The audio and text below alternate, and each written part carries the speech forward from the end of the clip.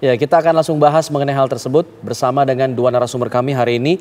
Ada sejumlah pakar politik, ada Prof. Burhanuddin Muhtadi dan juga Bang Henry Satrio. Selamat sore, Bapak-Bapak. Selamat sore. Sore, Alfat. Baik, saya ingin ke Prof. Burhan. Prof. Burhan, kalau kita lihat tadi Prabowo sempat mengatakan ia sudah lelah dengan adanya konflik politik, ingin merangkul semua pihak. Apakah ini memang sinyal bahwa Prabowo akan merangkul Anies salah satunya untuk kemudian masuk ke kabinet? Dalam politik tidak ada kata mustahil. Artinya setiap event, setiap peristiwa sangat mungkin terjadi secara politik. Tetapi lagi-lagi kita bisa ukur seberapa besar kemungkinan itu terjadi. Nah, kalau kita lihat dari sisi Mas Anies, pernyataan beliau tidak ada satupun yang menegaskan atau mengingkari dari awal bahwa beliau menolak. Dari awal kalau kita lihat pernyataan Mas Anies itu sebenarnya bersayap.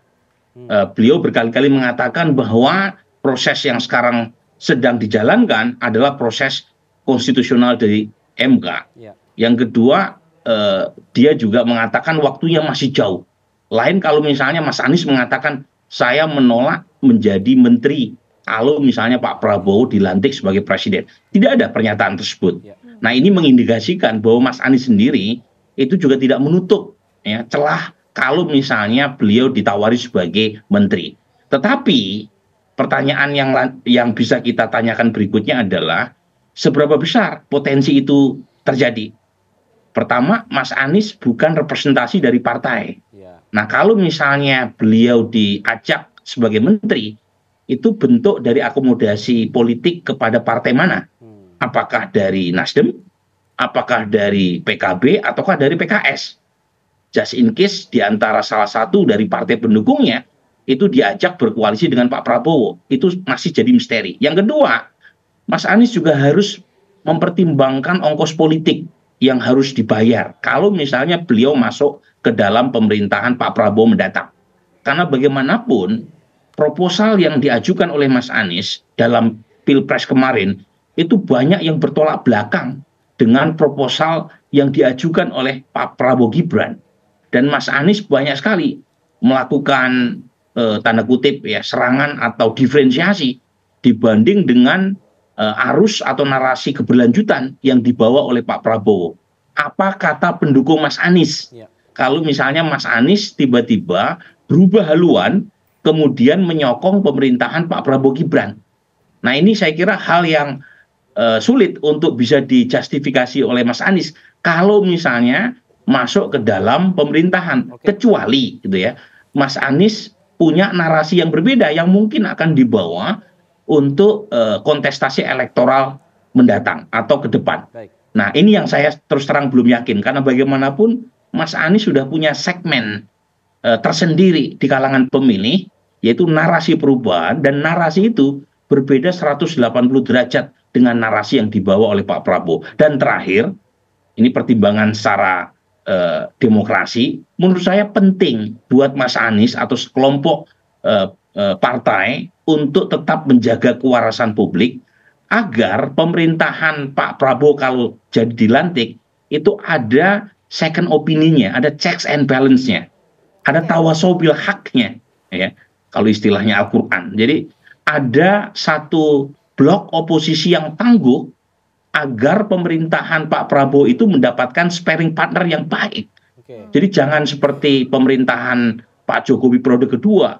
Jadi hanya dua partai yang ada di luar, terakhir Partai Demokrat pun diajak ke dalam. Dan akibatnya tidak terjadi checks and balance.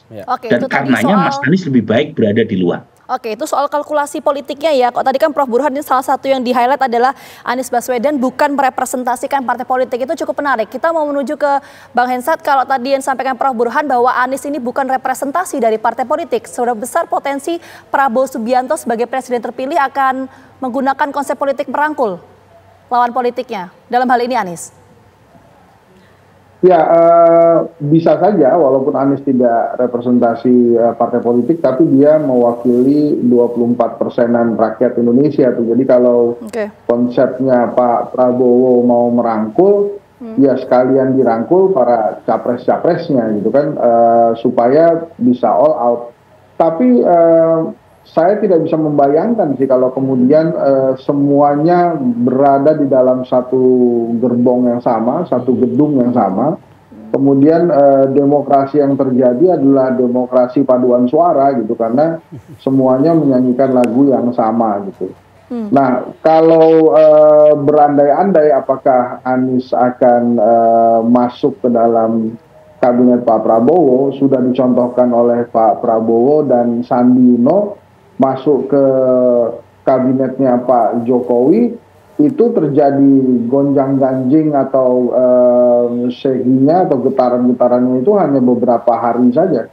Setelah itu sudah lupa dan akhirnya Pak Prabowo per hari ini menikmati keputusannya bergabung dengan Pak Jokowi. Hari ini dia bisa menjadi elected president. Memang berbeda nasibnya dengan Mas Sandi, tapi kan Mas Sandi mungkin mengambil jalur politik tersendiri ya, mungkin akan menjadi salah satu petingginya P3, walaupun P3 masih sedang berjuang mendapatkan 0,13% untuk menembus Senayan. Jadi kalau kemudian pertanyaannya apakah Prabowo akan merangkul Anies ke kabinet, menurut saya bisa saja itu terjadi, walaupun memang kalau dilihat dari kalkulasi politik agak kecil kemungkinannya, karena memang sudah cukup jangan-jangan yang sudah dirangkul oleh Pak Prabowo. Sebagai eksekutif kan sebetulnya yang dibutuhkan oleh eksekutif itu adalah suara dari parlemen ya,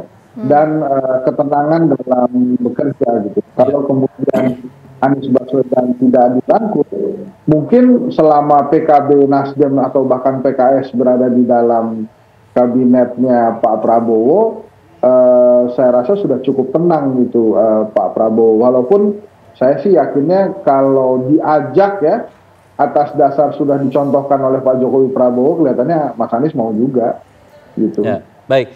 Yang menarik juga adalah pertemuan Prabowo dengan lawan politiknya di kubu seberang ini. Yang diajak bertemu duluan adalah Surya Paloh dari Nasdem, bukan dari kubu 03. Nah, apakah kemudian rangkul-rangkulan ini hanya condong ke satu kubu saja di 01 sehingga 03 dilepas? Nah, ini menjadi satu hal yang menarik. Nanti kita akan bahas usai jeda, tetap bersama kami di Kawar Petang.